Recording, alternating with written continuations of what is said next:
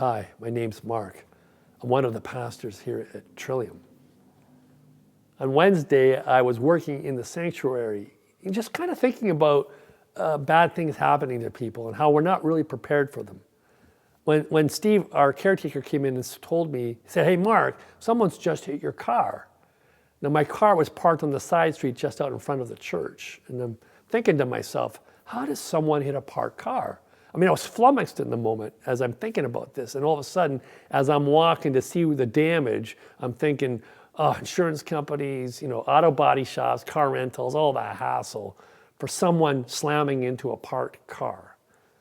Now, when I got outside, I realized there was hardly nothing to look at. The woman had just simply backed into my license plate, thankfully.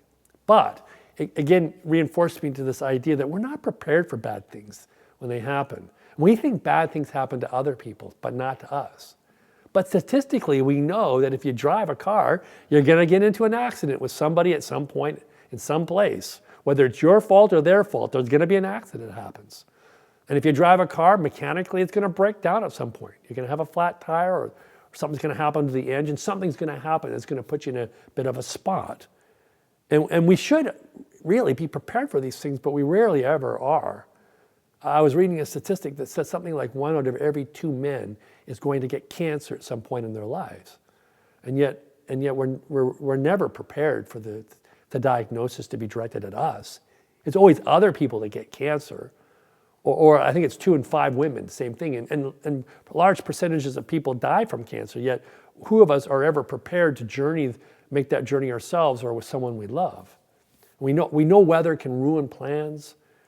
We know stock markets go up and down. If you invest money, you're going to lose as much as you're going to win sometimes. We know marriages begin, but they also end. And we never think these bad things are going to happen to us. We never really prepare ourselves for them. And we looked at a story on Sunday of a guy named Job. Job, he had everything in life. He had wealth, he had lots of children, he had great health, and then it all is taken away from him. And he's kind of flummoxed by it. He has no insight to why he has to go through this level of suffering. What has he done to offend God? And his friends gather around him and they try to figure out what the problem is and what he's done wrong. And Job keeps saying, I've not done anything wrong. Why have I been expected to endure this kind of suffering? And his friends are saying to him, you must have done something wrong. You must have alienated God in some way. You must have sinned in some profound way. And Job keeps rebutting that by saying, well, tell me what it is. This goes on for like 35 chapters in the story of Job. And at the end, God speaks. And the majesty and wonder of creation is expressed in this wonderful poetry. And God's power and presence is exalted, but Job ends the story with no more insight about why he had to endure this calamity than when it began. And that's the way it is. Bad things happen to you, they happen to me. It's inevitable, and there's not always an explanation for why they occur. And I've seen lots of people lose their faith in life because something bad has happened in their lives, as if their faith should somehow protect them from the bad things that happen to all people. But the promise of our faith here at Trillium is not that God will put some kind of cone around us and protect us from bad things, but simply the truth that when the bad things come, God is with us in them. And God will get us to the other side.